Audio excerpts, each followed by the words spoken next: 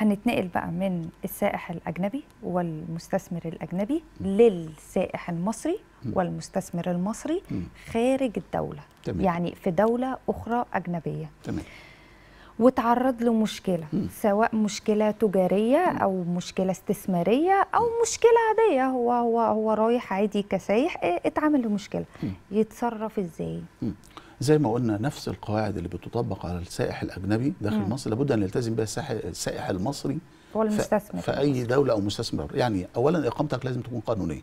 طب ليه إقامتي تكون قانونية؟ لأن ببساطة تعرضك لأي مشكلة أنت مش هتعرف تقف فيها لوحدك. بتتوجه للسفارة المصرية أو أقرب قنصلية تكون موجودة ليك.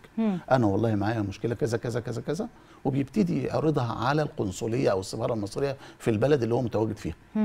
تقدر السفارة المصرية في الدولة دي هي اللي أو قنصلياتها جزئياتها متفرعة في الدولة كلها تقدر تقوم بالعمل القانوني الواجب إجراءه أو عمله في التوقيت ده. غير كده لا، لأن أنت بره برضك مش هتقدر تاخد إجراءاتك القانونية إلا بعد الرجوع للسفارة المصرية.